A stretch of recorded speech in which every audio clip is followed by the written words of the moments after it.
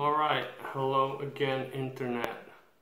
Today brought the first day of summer and it also brought quite a lot of new beer that was released to our monopoly today, and I have something that I'm pretty excited about. It's a collaboration between Dugges and Cloudwater from England, and it's a pale ale. They're very insistent that it's a pale ale. They freaked the shit out and wrote pale ale all over the bottle. Maybe they got too high, I don't know. 6.5 ABV. Now the reason I'm interested in this is Dugges, of course, the Swedish titans of craft brewing. Extremely important for the community.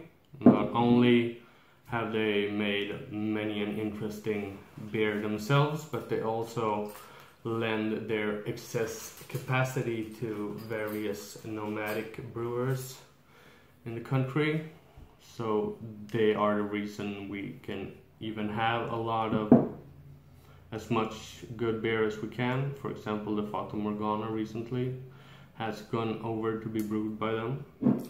So very important brewery. Pale ales and IPAs, they're good, but they haven't made any really great one, I don't think. Very solid, but no real classic yet. Maybe this, I don't know. Because now they're getting help from the latest shooting star out of England, which of course invented this whole pale ale deal, an IPA deal. But since then they've been resting on their laurels a bit, you could say, and they haven't come up with anything nearly as interesting as the Americans. Mostly very traditional, bit staid, but Cloudwater are said to change all that, and they're said to be goddamn amazing. So let's see what they did for our old Swedish pals on the West Coast, if they made them great. There's a lovely, lovely aroma coming out of this glass already. Very hoppy, tropical hops. Yep. Intense, focused, fruity hops.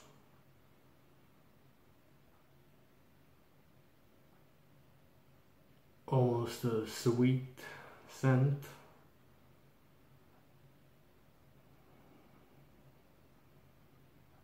Also a little yeasty in a very pleasant way. As baker, it reminds me a bit of a well-loved dough and how that smells once it's really gotten going. It's an amazing smell. Yeah, fruit juice, oranges, pineapple, so much pineapple, bit of mango, all of that.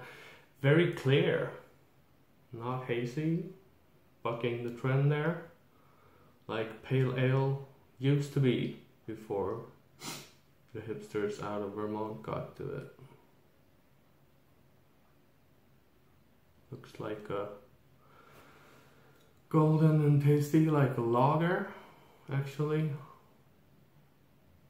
Almost surprised to see it like this.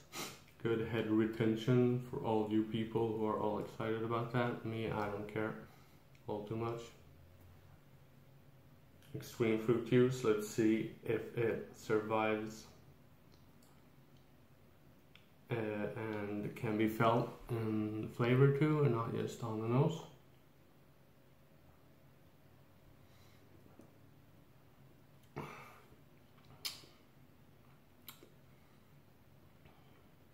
Okay, I like it. It's light, very light, much lighter than I thought it would be with the ABV and everything, but this is comfortable ale to drink.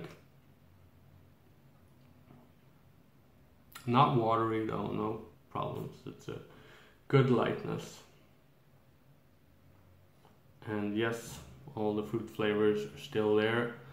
Very intense, like fruit puree, mango puree, definitely going on here.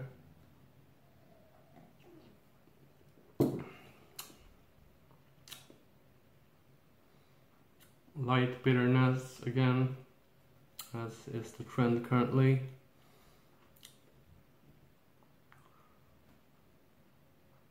Light bitterness, light mouthfeel, intense fruit aromas, concentrated fruit, tropical more than anything, tangerines, mangoes, pineapple, lots of fruit.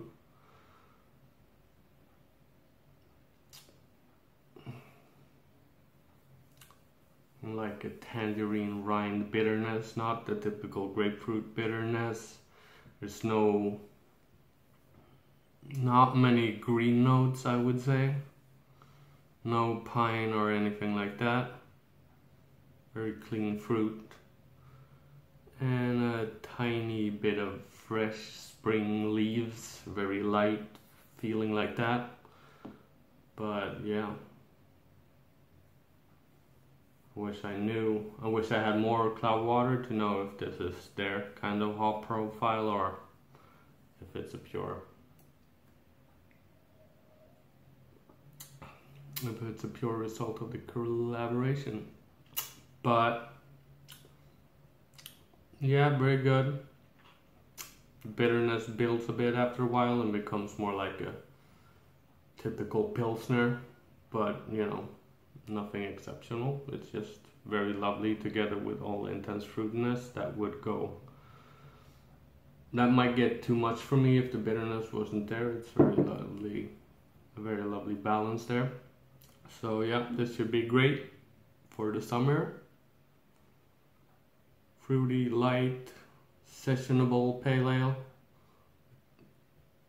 Refreshing. I think you should get it.